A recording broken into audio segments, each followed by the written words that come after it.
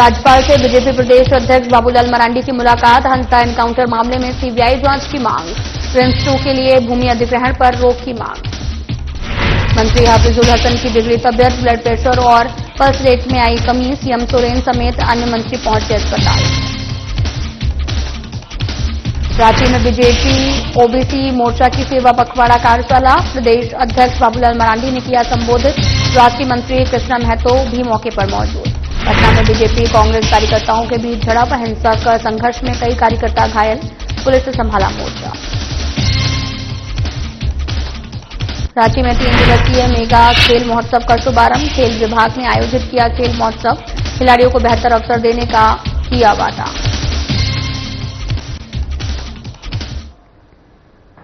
नमस्कार, मैं हूं आपके साथ अंकिता पाल। बुलेटिन की शुरुआत करते हैं। राजभवन में राज्यपाल से सूर्या हंसा एनकाउंटर और रिम्स 2 विवाद मामले को लेकर बीजेपी प्रदेश अध्यक्ष बाबूलाल मरांडी के नेतृत्व में बीजेपी का प्रतिनिधि मंडल जो है वो मिला है। इस मौके पर बीजेपी प्रदेश अध्यक्ष बाबूलाल मरांडी ने कहा कि सूर्या हंसा के कथित पुलिसिया एनकाउंटर मामले की सीबीआई जांच कराने को लेकर राज्य सरकार को आवश्यक दिशा निर्देश दिए गए हैं और राज्यपाल से मांग भी की गई है। साथ ही उन्होंने कहा कि नगरी में प्रस्तावित रिम्स 2 के निर्माण में रैयत किसानों की 100% उपजाऊ भूमि अधिग्रहण पर तत्काल रोक लगाने की मांग की गई है।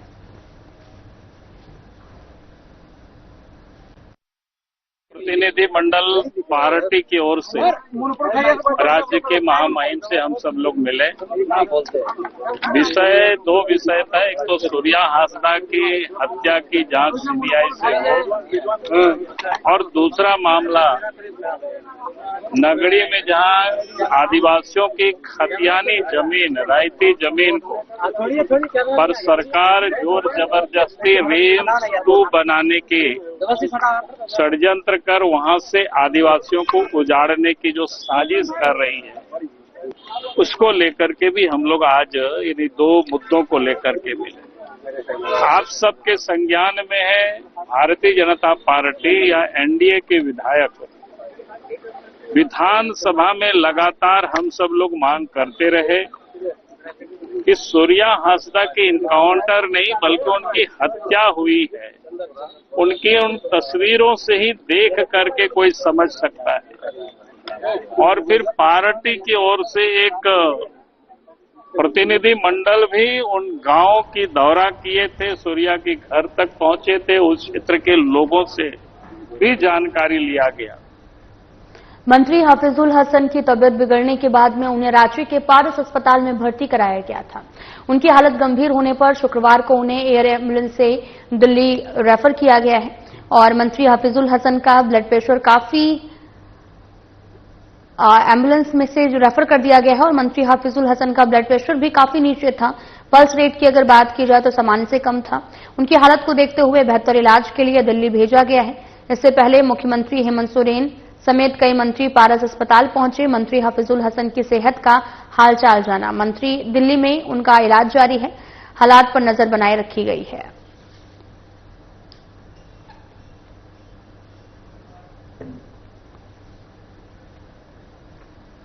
आज प्रदेश कार्यालय में बीजेपी ओबीसी मोर्चा द्वारा सेवा पखवाड़ा के अवसर पर कार्यशाला का आयोजन किया गया।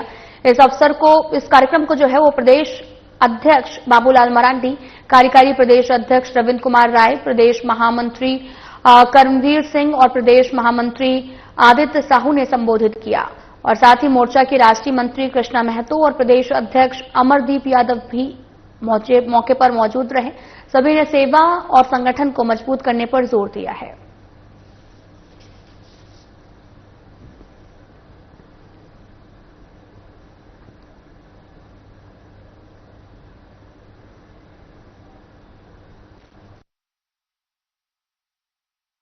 चलें कि पटना से पूरा मामला है और रांची से, जहां पर आज प्रदेश कार्यालय में बीजेपी ओबीसी मोर्चा द्वारा सेवा पखवाड़े का आयोजन किया गया और इस कार्यशाला का आयोजन में तमाम लोग उपस्थित हुए।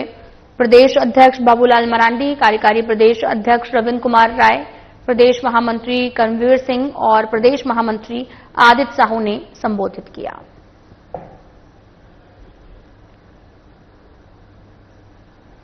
समस्तीपुर पहुंची रालोजपा महिला प्रकोष्ठ की दलित सेना प्रदेश अध्यक्ष रीता पासवान ने वर्तमान सांसद संभवी चौधरी पर जमकर हमला बोला। रीता पासवान ने क्या कुछ कहा, आपको सुनाते हैं। मैं कहना चाहती हूँ कि वो तो हेलीकॉप्टर से उड़ के आई और बोल दी कि मैं समस्तीपुर की बेटी हूँ और सभी लोग यहाँ लोकसभा क्षेत्र के जनता उनको समर्थन कर दिए। क्या समस्तीपुर लोकसभा क्षेत्र में कोई ऐसा बेटी नहीं है, कोई ऐसा बेटा नहीं पढ़े लिखे थे कि वो जो है समस्तीपुर के सांसद के लायक नहीं थे?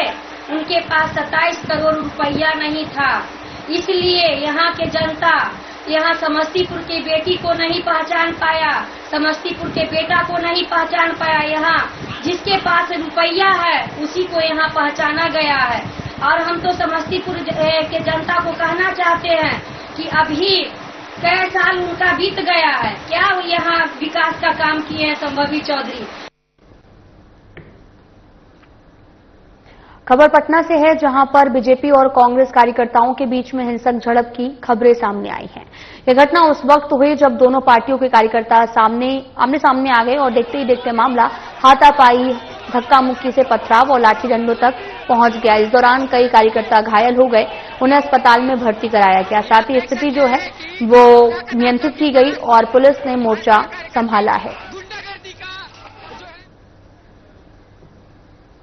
आपको बताते चलें कि घायल कार्यकर्ताओं का इलाज भी जारी है और इस दौरान पुलिस ने मोर्चा भी संभाला। तस्वीरें आपको दिखा रहे हैं जहां पर राष्ट्रीय खेल दिवस मनाया गया था और साथ ही पुलिस ने यहां पर मोर्चा संभाला है। घायल कार्यकर्ताओं को इलाज के लिए भर्ती कराया। हिंसक संघर्ष में कई कार्यकर्ता घायल हुए हैं और घायल कार्यकर्ताओं का इलाज जारी है। पुलिस ने इस पूरे मामले पर मोर्चा भी संभाला है।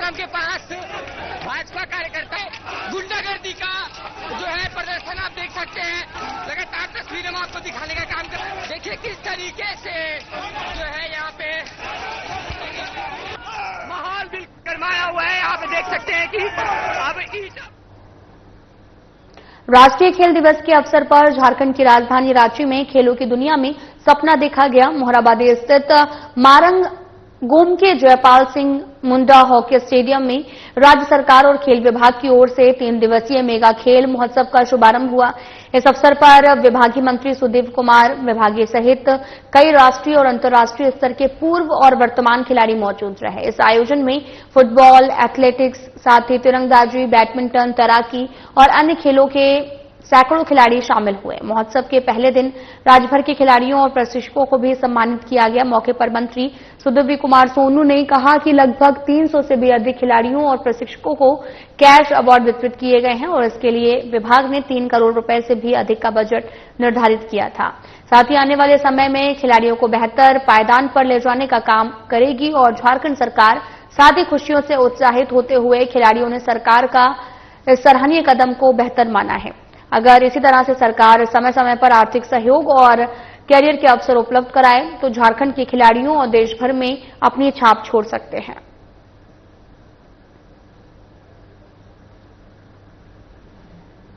आपको बताते चलें कि राष्ट्रीय खेल दिवस के अवसर पर झारखंड में कार्यक्रम रखा गया था, जहां पर रांची में खेलों की दुनिया में जो सपना देख रहे हैं और साथ ही मोहराबादी स्थित मारंग गोमके जयपाल सिंह मुंडा हॉकी स्टेडियम में राज्य सरकार और खेल विभाग की ओर से 3 दिवसीय मेला खेल महोत्सव का शुभारंभ हुआ।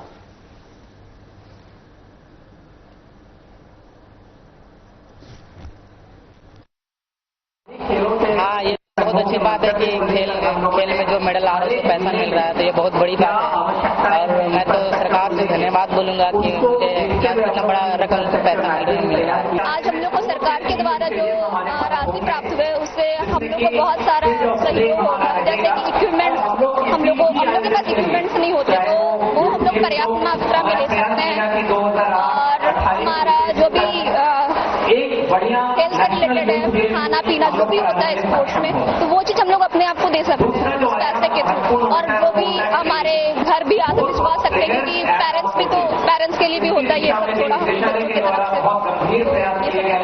से। ध्यानचंद की जयंती के मौके पर झारखंड के day boarding, residential, centre of excellence, JSSPS, Sai के तमाम बच्चों की यह प्रतियोगिता निश्चित रूप से झारखंड के खेल इतिहास में एक मील का पत्थर होगी। आज इंटर झारखंड की इस प्रतियोगिता में जो सवर कर निकलेंगे, आने वाले दिनों में बेहतर प्रदर्शन की संभावनाएं हैं। खेल विभाग ने भी अपने तमाम सीमित संसाधनों के बाद भी आमूलचूल परिवर्तन की दिशा में कदम बढ़ाया है और मैं बहुत उम्मीद करता हूं कि आने वाले दिनों में इन साझा प्रयासों के बेहतर फलाफल आपको दिखेगा। नीतिगत मसले हैं, उन नीतिगत मसलों को हमारे विभागीय सचिव ने बड़ा स्पष्ट बताया कि नियमावली के क्रियान्वयन की कार्रवाई चल रही है और जो उपयुक्त खेल खिलाड़ियों के हित में होगा वो हम करेंगे। तो वहीं मेजर ध्यानचंद की जयंती पर राष्ट्रीय खेल दिवस के अवसर पर बोकारो में एंजेला आर्चरी अकादमी का द्वारा जो है वो मिनी मैराथन दौड़ का आयोजन किया गया। दौड़ सेक्टर 5 स्थित पुस्तकालय मैदान से शुरू हुई, जिसमें नगर के खेल प्रेमियों युवाओं ने उत्साहपूर्वक भाग लिया। दौड़ का उद्घाटन धनबाद के सांसद लुलू महतो ने हरी झंडी दिखाकर किया। साथ ही गोमिया के पूर्व विधायक लंबोदर महतो भी खिलाड़ियों का हौसला बढ़ाने के लिए मौजूद रहे।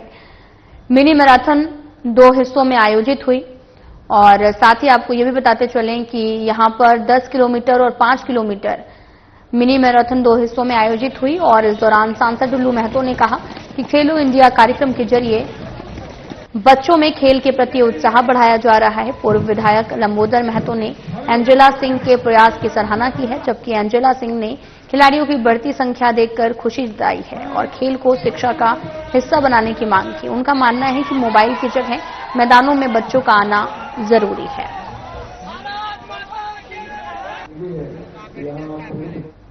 मेजर ध्यानचंद की जयंती पर राष्ट्रीय खेल दिवस के अवसर पर बोकारो में एंजेला आर्चरी अकादमी द्वारा मैराथन दौड़ का आयोजन किया गया। दौड़ सेक्टर 5 स्थित पुस्तकालय मैदान में शुरू हुई, जिसमें नगर के खेल प्रेमियों युवाओं ने उत्साहपूर्वक हिस्सा लिया है। दौड़ का उद्घाटन धनबाद के सांसद लुल्लू महतो ने झंडी दिखाकर किया है। गोमिया के पूर्व विधायक लंबोदर महतो ने खिलाड़ियों का हौसला बढ़ाया और साथ ही मिनी मैराथन 2 हिस्सों में आयोजित हुई, जहां पर 10 किलोमीटर और 5 किलोमीटर। इस दौरान बच्चों का उत्साह बढ़ाया गया।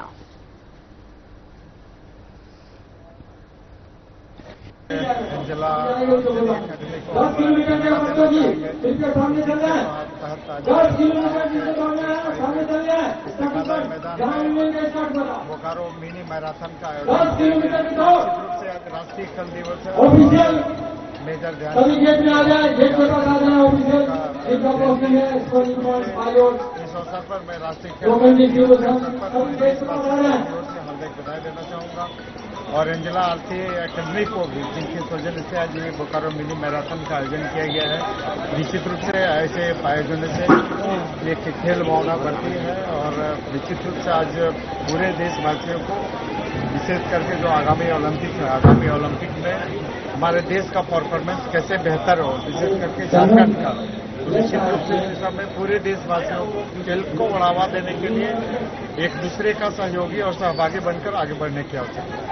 सेंटर के एंजेला भाभी जी को मैं अपनी ओर से हार्दिक इसमें बधाई देता हूँ कि लगातार उन्होंने युवाओं के प्रति, युवाओं को खेल के प्रति, इस क्षेत्र के भविष्य के प्रति लगातार उन्होंने इस तरह का कार्यक्रम करवाते रहते हैं। जैसे अभी देखे होंगे हमारे इंडिया टीम के फुटबॉल खिलाड़ी रह हमारे भाई अजय सिंह, उनकी धर्मपत्नी अंजना सिंह, और इन लोगों के द्वारा लगातार आने वाली पीढ़ियों के प्रति किस तरह से विशेष रूप से उनके भविष्य के प्रति, उनके स्वास्थ्य के प्रति किस तरह से उनका विचार है। इस तरह से हमें लगता है कि खेलो इंडिया के साथ भी आपने देखा कि देश के प्रधानमंत्री नरेंद्र मोदी जी के नेतृत्व में पूरे देश आगे बढ़ रहा है, खेल के क्षेत्र में आगे बढ़ रहा है, प्रकृति के क्षेत्र में आगे बढ़ रहा है। अभी हम लोग कुछ ही दिन बाद, बस इसी मंथ में हम लोगों ने भी पूरे देश में, हमारे देश के यशस्वी प्रधानमंत्री नरेंद्र मोदी जी का ये निर्देश है कि पूरे देश में हर सांसद खेल महोत्सव के माध्यम से हम लोगों ने खेल को बढ़ावा देना है। और जैसे हम खेल को बढ़ावा देंगे तो हमारे आने वाली पीढ़ी जो आज जिनमें प्रतिभा छुपा हुआ है, वो प्रतिभा की सामने आएगा। उस प्रतिभा के माध्यम से हम आगे बढ़ा सकते हैं। भारत सरकार आदिवासियों के उत्थान और सुरक्षा के प्रति प्रतिबद्ध है। निदेशक पंचायती राज विभाग विपुल उज्ज्वल ने बूडू ब्लॉक परिसर में झारखंड सरकार की 2 दिवसीय ग्राम प्रधान कार्यशाला के मुख्य अतिथि के रूप में कहा कि आदिवासी समाज ग्राम सभा के माध्यम से विकास योजनाएं बनाए और स्थायी समितियों का गठन करें। उन्होंने बताया कि जितनी बड़ी पंचायत होगी, संसाधनों को बढ़ावा होगा और साथ ही आय बढ़ाने के प्रयास जरूरी हैं। अधिक स्थायी समितियों से अधिक धन मिलेगा। ग्राम प्रधानों ने ग्राम सभा के फंड को लेकर प्रश्न किया है। निर्देशक ने मेरी पंचायत ऐप डाउनलोड कर जानकारी लेने की सलाह दी है। उन्होंने सार्वजनिक हित और गांव की प्राथमिकताएं तय करने पर जोर दिया। मौके पर निदेशक के सलाहकार रोहिणी में डीपीएम विभा सिन्हा, बीडीओ सावित्री कुमारी और सभी ग्राम प्रधान उपस्थित रहे।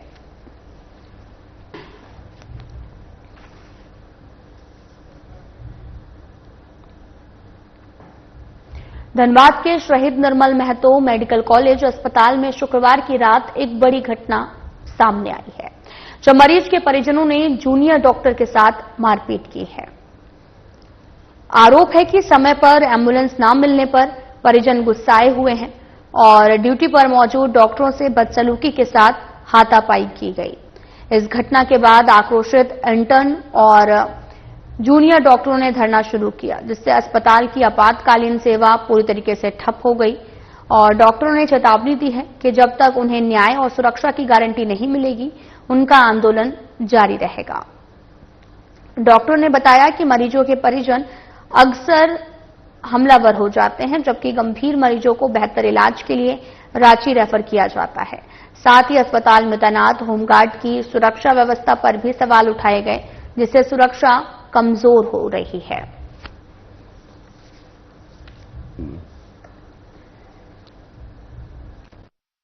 चल रहा था, पेशेंट लोड ऑलरेडी इतना ज्यादा था, बीच में वो लोग आए, उनका भर्ती था मरीज, हम देखे नहीं है उसको, उसका फाइल वहीं पे है। उसको सीनियर डॉक्टर ने बोला कि रेफरल है, इसका रेफर करो, यहाँ नहीं होगा इलाज। वो लोग आए, एम्बुलेंस को कॉल लो लगाए थे 108, तो उसका नियम है कि 108 में डॉक्टर से बात करना होता है। हम बात किए, बता दिए क्या दिक्कत है, रेफरल है पीएमसीएच है रांची के लिए। उसके बाद अटेंडेंट को फोन वापस दे दिया। उसका 1.5 घंटा बाद एम्बुलेंस नहीं आया, हमको आके बोलता है एम्बुलेंस तुम नहीं दिया, गाली देने लग गया, बोला कि मार देंगे, जान से मार देंगे, धमकी देने लग गया। इतना तक में ना गार्ड है ना कोई, तब तक में घुस गया अंदर, कॉलर पकड़ के निकालने लग गया। इसमें क्या करेंगे हम अब? जो पेशेंट है जो खराब होता है उसको रेफर करते हैं, ठीक है, रिम्स रांची, ताकि उसी का अच्छा इलाज हो। लेकिन पेशेंट पार्टी गलत समझता है और मारपीट को, और ऐसा नहीं है कि पहला घटना है, कम से कम 200 से 300 घटना हो चुका है।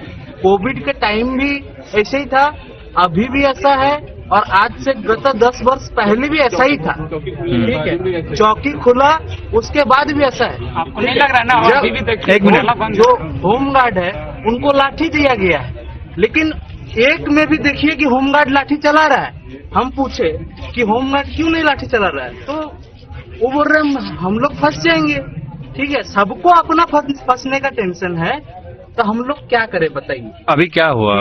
अभी मारा गया हम लोग को, अब देख नहीं रहे उनके साथ क्या किया गया। That is a case of assault. Doctor के साथ एनएमसी का गाइडलाइन है कि एफआईआर किया जाता है, मतलब पीएमसीएच एसएनएमसीएच मेडिकल कॉलेज से एफआईआर किया जाएगा। हम तो देखना चाहते हैं कि एफआईआर होता है कि नहीं इंस्टीट्यूशन के तरफ से। हजारीबाग के बुढ़वा महादेव मंदिर के पास गुरुवार शाम एक टोटो चालक को गंभीर हालत में पाया गया। स्थानीय लोगों की मदद से अस्पताल ले जाया गया। डॉक्टर ने उसे मृत घोषित कर दिया है और मृतक के गर्दन पर गंभीर चोट के निशान मिले हैं। टोटो चालकों ने शुक्रवार को 1 दिवसीय हड़ताल की, जिसमें सभी टोटो लोहसिंगना थाना के समीप मैदान में खड़े हुए थे और साथ ही उनका आरोप है यह हादसा एक्सीडेंट नहीं बल्कि हत्या है। टोटो चालकों ने प्रशासन से तुरंत कार्रवाई कर हत्यारे को गिरफ्तार करने की मांग की है। हड़ताल इसलिए है कि कल हम नया संगठन बनाया, रात में 8 साढ़े 8 पौने 9 बजे रात में मर्डर हो जाता है। मर्डर होता है, उसको रूप दिया जाता है कि एक्सीडेंट किया। एक्सीडेंट नहीं किया, उसको पूरा मार दिया, मार कैसे पूरा खत्म कर दिया इलाका को, और उसको गाड़ी को ढकेल दिया कि मतलब कि एक्सीडेंट किया है।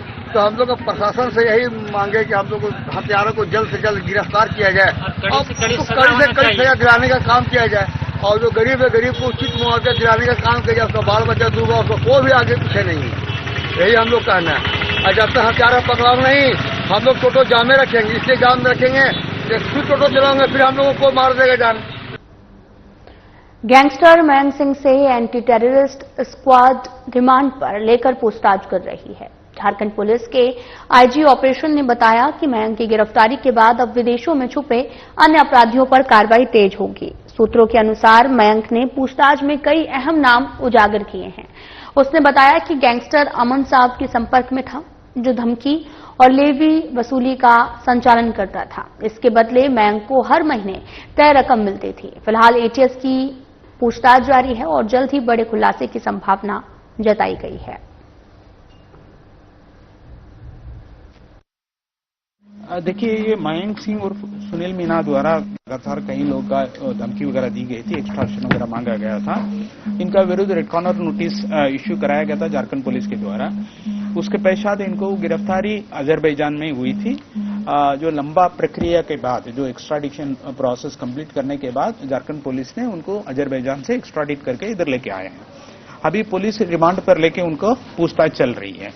जो हम लोग का जो झारखंड में जितना भी वांछित जो अपराध कर्मी हैं, उनका विरुद्ध जो फॉरेन भागा हुआ है, उनका विरुद्ध एक एलओसी है इशू किया गया है।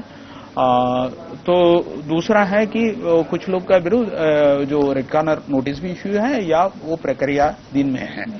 तो जितना भी भागा हुआ है वो कहीं ना कहीं उनको पकड़ेंगे। हमारा जो अभियान है, जो भागा हुआ जो अपराध कर्मी है, उनका विरुद्ध लगातार जारी रहेगा। जो अभी पूछताछ चल रहा है, उसके पश्चात ही हम उसमें कुछ फर्दर रिवील कर पाएंगे जो मयंक सिंह ने क्या बताया। मधेपुरा जिले में बाइक पर खतरनाक स्टंट करने वाली युवती पर यातायात पुलिस ने सख्त कार्रवाई की है। सोशल मीडिया पर वायरल एक वीडियो के आधार पर पुलिस ने बाइक और युवती को पकड़कर थाने लाया और युवती ने अपना नाम शालू बताया, जिसके फेसबुक पर 16,000 और इंस्टाग्राम पर 3900 फॉलोवर्स हैं। वे बिना हेलमेट के बाइक पर खड़े होकर फुल स्पीड में खतरनाक स्टंट करती थी। पुलिस ने युवती के अभिभावकों को भी बुलाकर समझाया कि ऐसी हरकतें जानलेवा हो सकती हैं। युवती पर 11,000 रुपए का चालान काटा गया और चेतावनी के बाद उसे छोड़ दिया गया। मधेपुरा यातायात थाना अध्यक्ष पप्पू कुमार ने कहा कि वाहन को खतरनाक तरीके से चलाना न सिर्फ अपनी बल्कि दूसरों की जान के लिए भी खतरा है और सोशल मीडिया पर वायरल अन्य वीडियो की जांच जारी है। दोषियों पर सख्त कार्रवाई की जाएगी।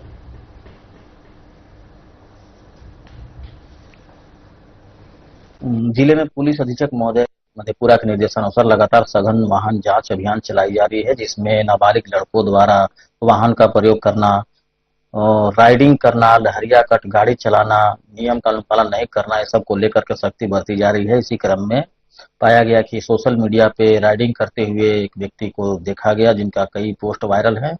इसको लेकर के गंभीरता से लेते हुए और इनके वाहन के साथ चालक को और उनके अभिभावक को भी थाना पर बुलाया गया और इन लोग को समझाया गया कि अपने जान जोखिम में डाल करके वाहन न चलाएं।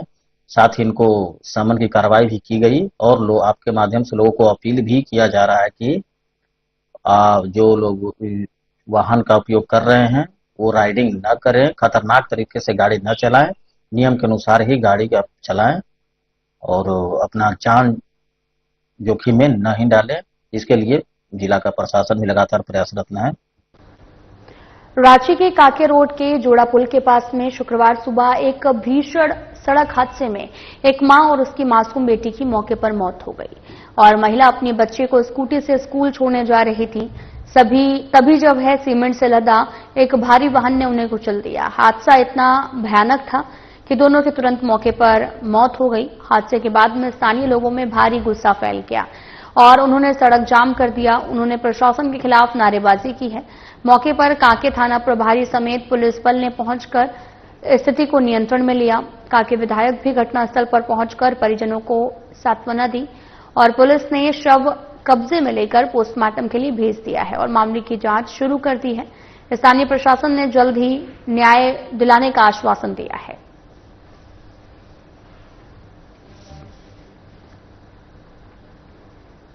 हजारीबाग झील में आज एक अजीबोगरीब नजारा देखने को मिला, जहां एक महिला ने पारिवारिक प्रताड़ना से तंग आकर आत्महत्या करने को आतुर दिखाई दी। शुक्रवार को दोपहर 1 बजे स्वर्ण जयंती पार्क के सामने झील में किनारे खड़ी नाव पर चढ़कर मोबाइल से फोन कर जोर जोर से चिल्लाने लगी, डूबने का प्रयास करने लगी। झील में मौजूद नागरिकों के ने तत्क्षण इसकी सूचना भी दी पुलिस को और उसे समझाने का प्रयास करने लगे। तब तक दलबल के साथ में लोसिंगाना थाना प्रभारी घटनास्थल पर पहुंचे और महिला को घंटों समझाया, लेकिन महिला मानने को तैयार नहीं हुई। घटना की सूचना आग की तरह शहर में फैल गई, भीड़ इकट्ठा होने लगी। झील से गुजर रहे कुछ युवकों और एक टोली ने हिम्मत की और अपनी जान पर खेलकर पानी में उतरकर महिला को झील में डूबने से बचाया और अचेत अवस्था में पुलिस को सौंप दिया, जिसे थाना प्रभारी ने अपनी अभिरक्षा में लेकर इलाज हेतु शेख भिखारी मेडिकल कॉलेज लेकर गए हैं, जहां इलाज के बाद महिला को डॉक्टर ने खतरे से बाहर बताया है।